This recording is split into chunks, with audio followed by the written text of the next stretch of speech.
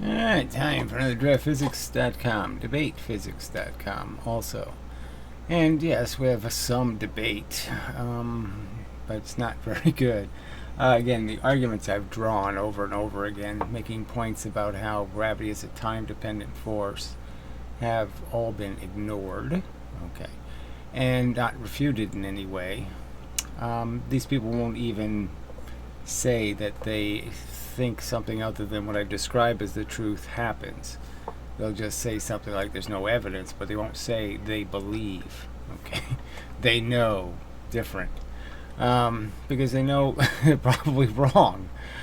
So anyway, so we're still on the subject of what equals what. All right, and so they're playing the games with levers and pulleys now to say that two things are equivalent. So it's like me saying that, dropping a pea, I could lift an elephant with a perfect lever. But, we don't have a lever that's going to be perfect enough for me to do that. So we know that, yes, leverage and pulleys allow you to equalize things that don't have any apparent equality.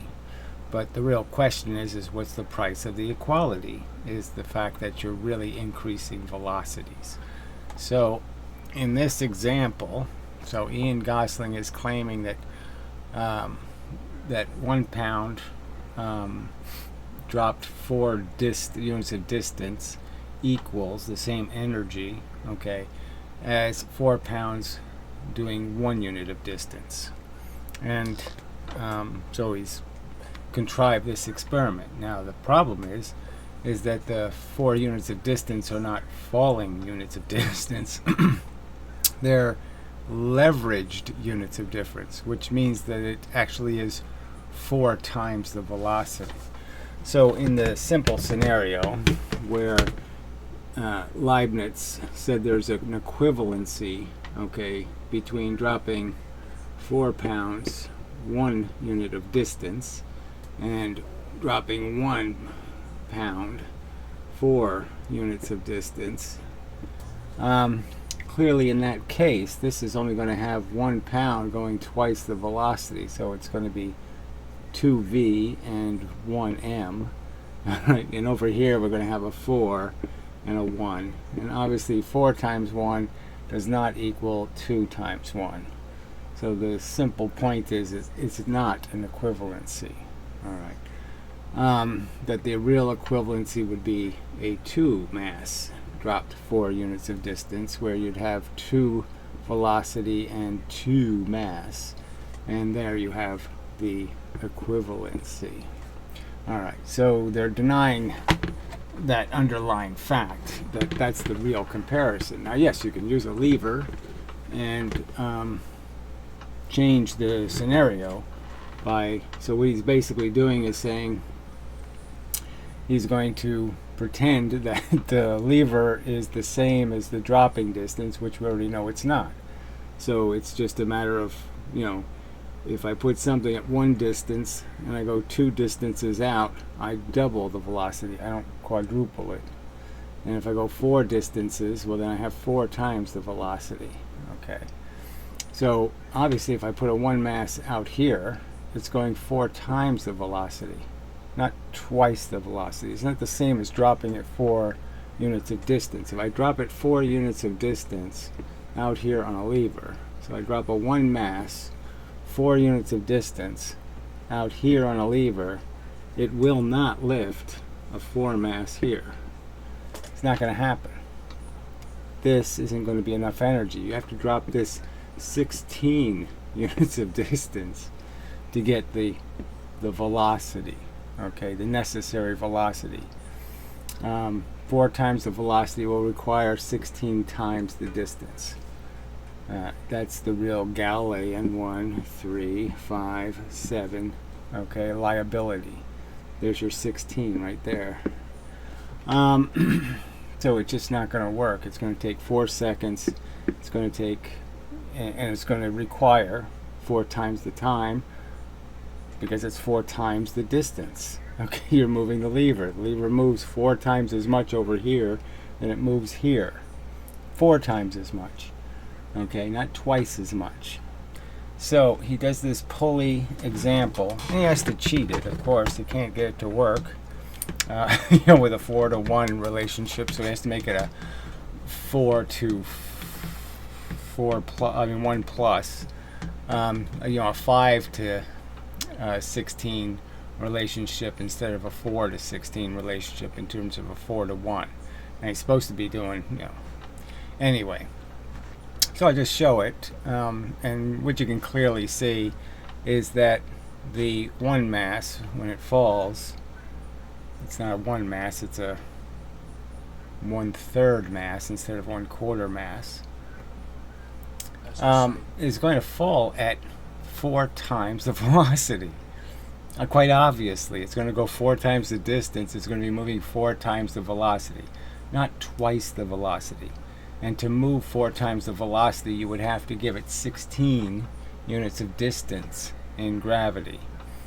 And obviously, if you had to push these things sideways, if you were moving them horizontally, obviously it's going to take you more energy to move something 4 times faster rather than twice as fast.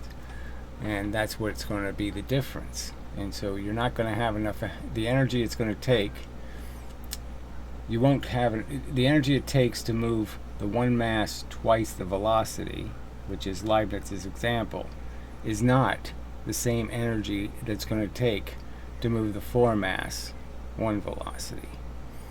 The 4 mass moving the 1 velocity is going to need the 4 units of energy, and the 1 mass going 2 units of velocity is only going to require 2. So again, they just keep playing these games. That's all they are, games, to evade the simple truth. Anyway, I'll set up so you can get Alright, so he's blaming friction, so that it's not working. Okay, so whatever. So he has to add more mass. Let's just get to the dropping part. So he adds another ounce. So it's 4 ounces. He adds makes it 5 ounces, which is a 20% increase in its weight. Not insignificant.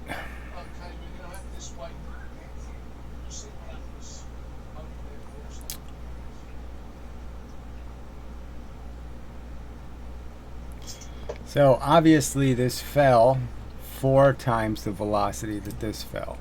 It obviously wasn't doing the 4 times the distance in gravity thing where you only get twice the velocity. So whatever. I mean, it's just plain cheating. It's like saying there's an equivalency on a lever, and then I just put the lighter thing further and further out on the lever, and it's able to push more and more weight. Yeah, of course it is. Okay, that's not the question. The question is if you had to provide the energy, if you were using gravity and you had to make it go 4 times faster or 8 times faster or whatever, would you be using the same amount of energy?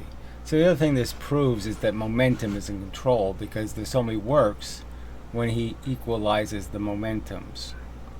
So you have to have the same momentum against the same momentum for it to work, so to speak. So that's the other joke in this whole thing, is he's basically proving momentum rules again, because it's the extra momentum he gave it that made it capable of lifting the weight. And if you didn't give it that extra momentum, that is twice the velocity that gravity would have given it, free falling. And again, I already said this in the previous videos. Obviously, you can drop something slower in gravity, and you're in the gravity longer. Therefore, you'll collect more force from the gravity. All right. But if you had to replace the gravitational force with your own source of energy, it won't work. All right. So probably I'll go to the comments, and just to get to the point, the point of the video, the point of the whole argument. Okay, so they're defending Leibniz's statement that it's that it's equivalent. Lifting 4 pounds 1 foot is equivalent to lifting 1 pound 4 feet. when obviously it's not equivalent if you're launching the objects, and it's not equivalent if you allow them to fall in gravity and hit the ground. It won't be equivalent. Alright, so here's the comment. So there's really just one big thread, instigated by physicist Michael's comment and then my response, and then one comment by the free energy nut. So anyway, I'll deal with ones that I haven't dealt with in text yet, but I'll just read this first comment by physicist Michael and then my response.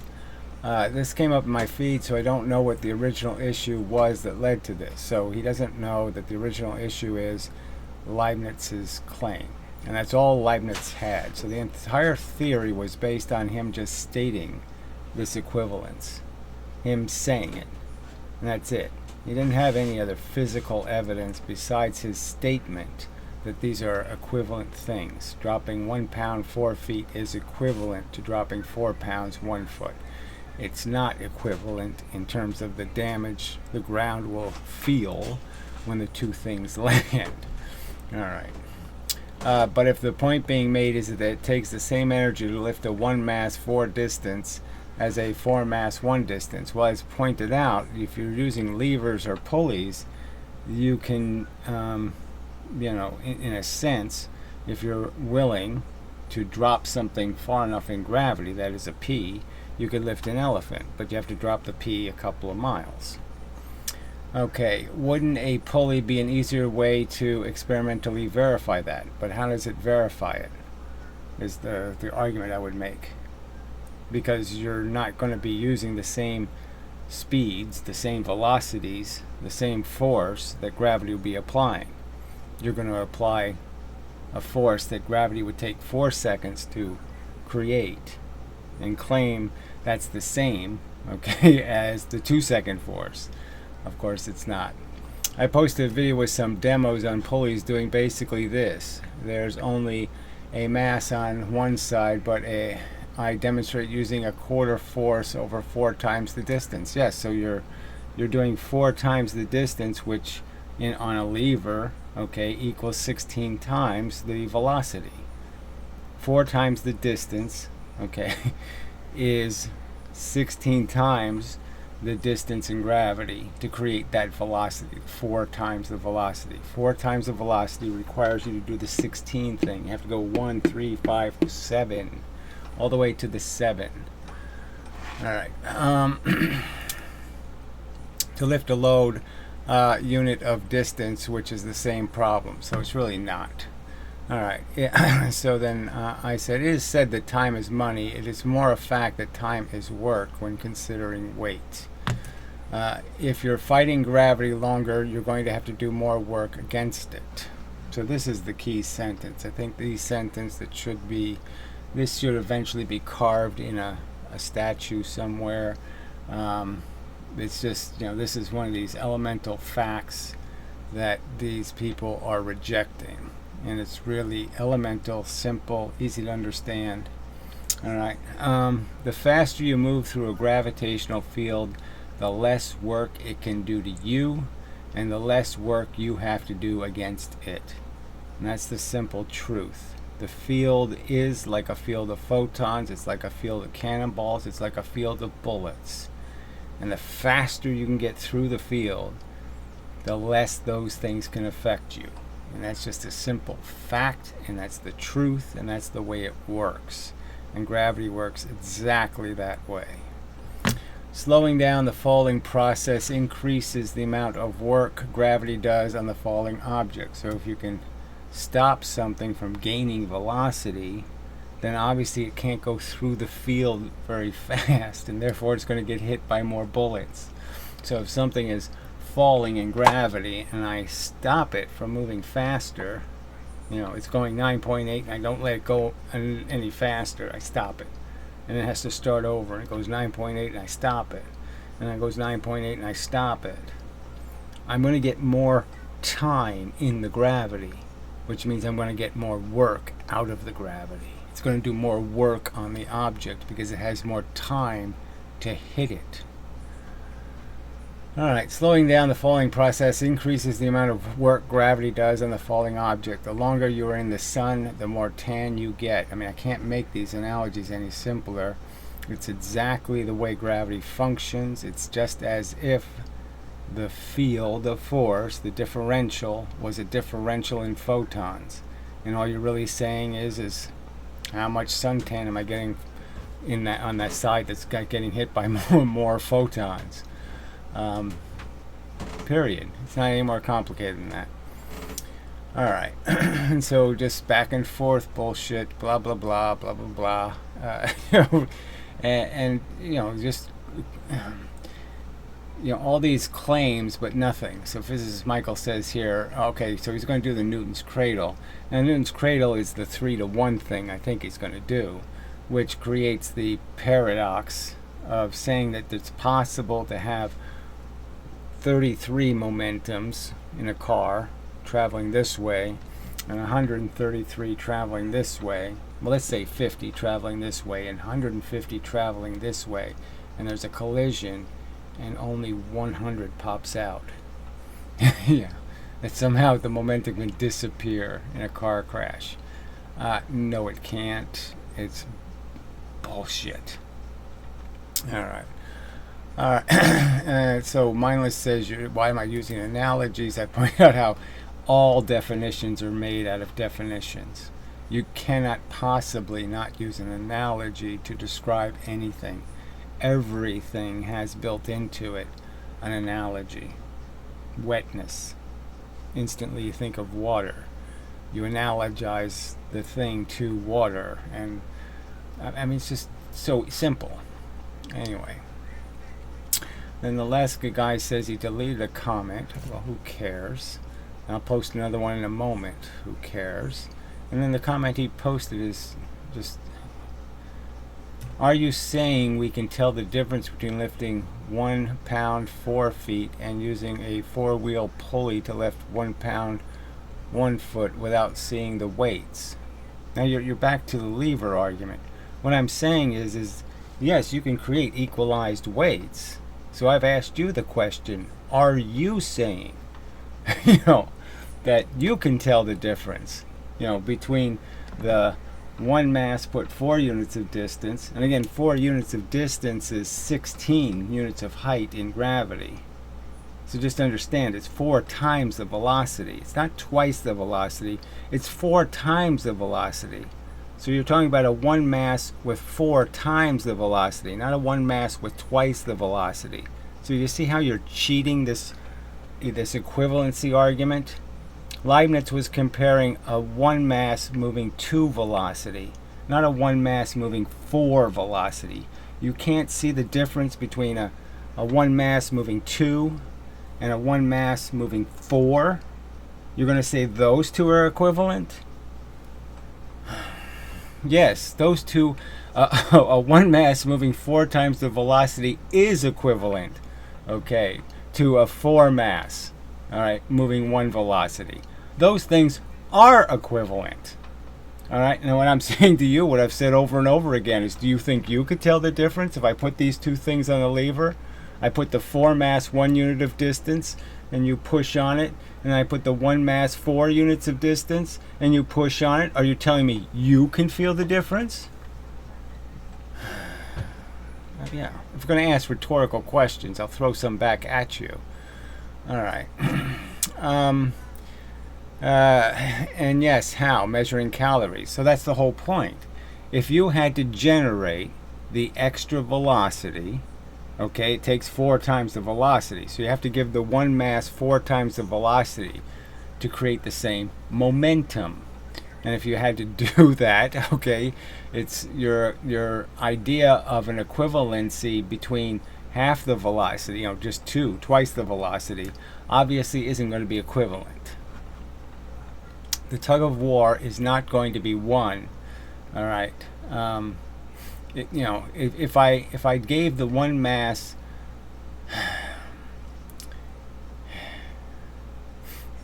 clearly if I take the 1 mass and give it 2 velocity, it's not going to win a tug of war against the 4 mass going 1 velocity. You should be able to concede that fact. that those two things, there's the tug of war is not going to be won. But this all goes back to the 5-ton train going 10 miles an hour and the 10-ton train going 5. They think the 5-ton train wins by a long shot. You know, that just pulls the 10-ton train, has twice the energy. That's their theory. Where's your evidence of that? Oh yeah, you don't have any. All right.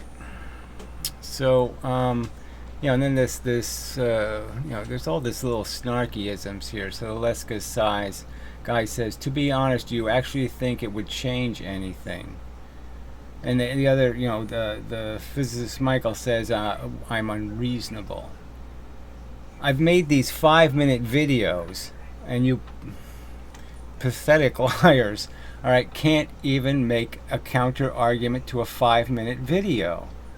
I mean, I'll do the arguments again in this video. I've done them now dozens of times. I've made these arguments over and over again. Could you counter them with your theory? Explain how your theory works different than what I'm drawing on the board. You pathetic cretins. I mean, it's just so pathetic. All right. So then I did point out I've used pulleys. I know how much work you have to actually use to lift something. It's never free, okay? It's not like it's magic. All right. All right, so then they're just all proud of themselves. Gosling's going to do the experiment. And then the Falwell guy says one of his experiments proved something. And it was probably the experiment filmed so badly that the images were so blurry, you know, the frame rates were so bad that there's no way you knew where when and how he even took the pictures. It was so bad. Anyway, so this John Walker comment sort of is a giveaway. All right. So yes, let's be clear that someone who denies MGH, and so what I'm denying is what I'll say is what is an absolute fact is MGT always works. MGH only works if you don't give something velocity going into the gravitational equation. So you always have to start with 0 velocity. If you add any velocity, MGH doesn't work. Okay, so it's just a fact. So it's clear that MGT is the more durable statement. It works in all circumstances, always. And he says there's a physics denier, period. Well, clearly, I guess to some extent I'm a physics denier in the sense that most physics is deniable lies and bullshit, made up crap, okay? There's no entanglement, there's no wave function that's elemental, there's no frickin' Heisenberg crap, there's no perfect equivalency principle, there's no frickin' relativity, time is not a dimension. So yes, I could go on and on how a gigantic hunk of physics is absolute fable, nonsense. It's not true, it doesn't happen in the real world, and it will be eventually discovered that all you people have been living in a delusion created by a psychiatric phenomenon where, you know, intelligence doesn't provide you any equipment to defend yourself against being duped. You're just suckers. You don't think about things. You don't really think about how it works. Again, you were fooled. Physics was fooled by denting clay with round things. That experiment fooled you. You know, didn't fool me. It fooled you. All right. This MGH is at the basis of energy. So, of course, it's the exact opposite. All right. MGT is the truth about how force converts into energy. It's through time. Alright, the definition of a joule is the amount of energy it takes to raise 10 times 10 times 10 centimeter block of water 10 centimeters up. Or, yes, it's the amount of energy a stick of butter dropped 1 meter. 100 grams dropped 1 meter. The water is drinking water at room temperature. Who cares? The water at sea level. Who cares? When the water is lifted up, we have to do work. We lose the energy, so to speak, and it's therefore a negative value. Yeah, but what's being pointed out is that you can frickin' you don't, this guy probably, he actually doesn't believe that you have to do more work if you lift it slowly. So if I took all day to lift this, he wouldn't believe that that's more calories burnt because I lifted it really slowly. He doesn't believe that. He thinks it's the same amount of work no matter how fast I move something. So he thinks it puts the same amount of pressure on ice regardless of how fast or slow I move. And that things don't fall through the ice because they're going too slow, and therefore they weigh too much. Yeah, he doesn't believe any of that. Oh, it's just amazingly stupid. Alright, in a sense, momentum is about velocity. Momentum is therefore nothing to do with the potential gravitational energy or work. I mean, it's just hilarious. That he thinks it doesn't matter, that time doesn't matter. Alright, so those are the things I'll argue until, again, I'll make the two basic arguments that should just close the deal. There shouldn't be any possibility of anybody with a reasoning, logical, honest brain to have any disagreement whatsoever. There's no other explanation. There's no other way to see it. It can't be perverted by anybody honest. Whoa, I didn't need that. Into any other truth. It's just so damn clear.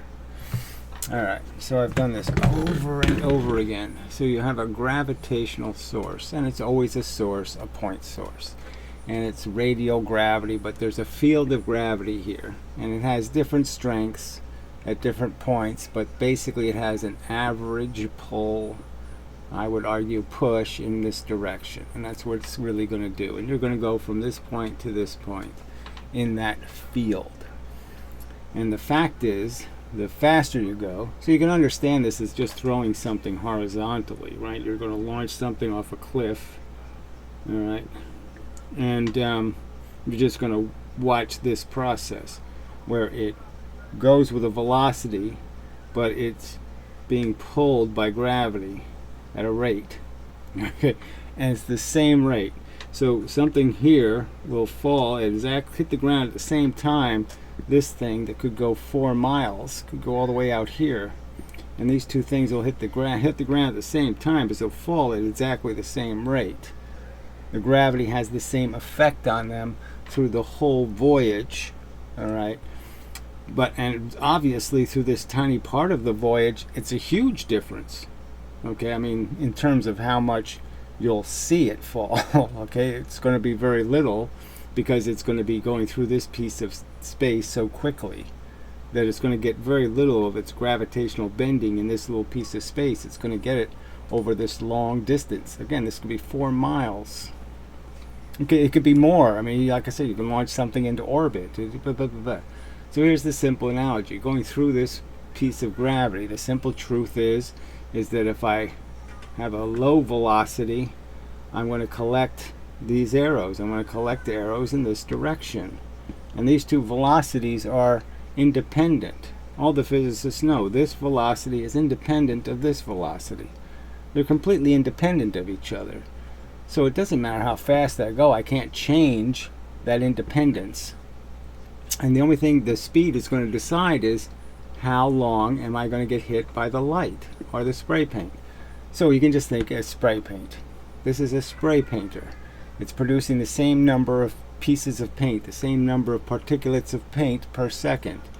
And all you're going to say is yes, the faster I get through this spray, the less paint I have on me.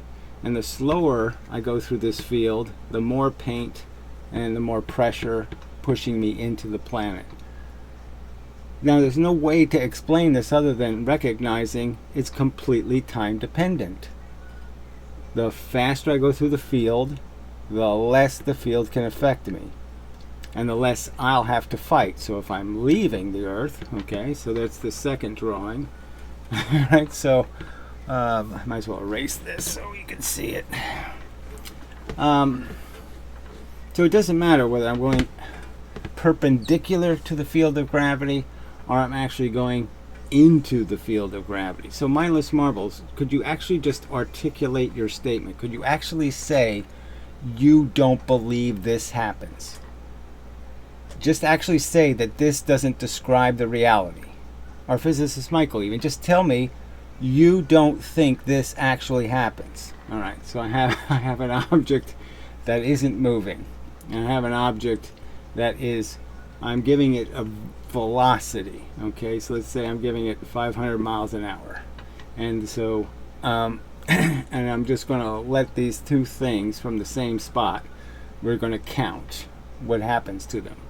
All right, and let's just say this one travels at the 500 miles per hour. It travels this distance in 1 second. Okay, so it just gets 1 second of gravity. The fact is, it's just going to, when it hits point B, it's going to go 509.8 miles per hour. That's all it's going to gain from this distance. Now, this could be a mile. You know, I just changed this velocity, just change this distance. But let's just say, for the sake of argument, this is 1 mile, just for the hell of it. And so I just drop something, okay, still, and I just let it fall in the gravity.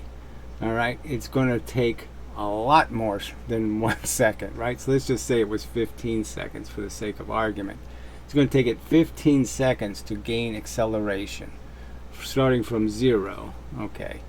And it has to go 9.8, and then it has to go 19.6, and you know, it has to do all of that as it falls towards the Earth. And when it finally hits the Earth, it's going to be going 150. And all of that will be created by gravity, where only 9.8 of this thing's velocity was created by gravity. So they went the same distance.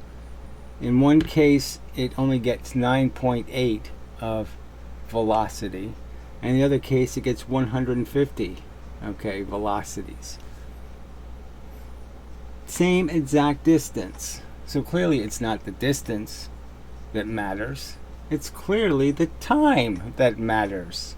How long it's exposed to the pushing force, the little pink, the hits, that's the function. It's all about the pressure. So do you, mindless marbles, do you disagree that this is what will happen? You know, that it will just be about time. If this takes 1 second, all it's going to get is 9.8. If this takes 15 seconds, it's going to get the 150. Do you deny those truths? All right. There's something else to say. I mean, it's a time-dependent force. How long you're, and the fact that there's this clear relationship, okay, in free fall. In free fall, there's a clear relationship, okay, that's quadratic, and Galileo pointed it out. Okay, the 1, 3, 5, 7, okay, thing happens, okay, this much distance, then this much distance, then this much distance. As your velocity increases, the distance you travel increases. But in each one of these things, you're only getting 9.8. You got 9.8 in this tiny distance. In this bigger distance, you still only got 9.8. In this even bigger distance, you still only got 9.8. In this even bigger distance, you have still only got 9.8. Because it's about how long. This is 1 second. This is 1 second. This is 1 second. This is 1 second. Could be 1/10 of a second, 1/10 of a second. Doesn't matter what actual units of time you use. But clearly you can't get 9.8 unless it's 1 second. Because again, because it's 9.8 meters per second, not per second squared. All right. So what else? I'll see if there's any other. I mean, it's so clear. It's a time-dependent, a time-controlled force, and the fact that there is this relationship, okay, between distance being quadratic to the amount of time. It's not a huge surprise. You're adding up all of this extra distance, okay? So the fact is that the 1, 3 equals 4, square root of 2. Okay, the 5, 3, and 1 equals 9, square root of 3. Okay, the 7, 5, 3, 1 equals 16, square root 4. The time is the 4, the time is the 3, the time is the 2. Okay, yeah, so there is a relationship, but which one is the cause? Well, of course, the time is the cause, not the distance.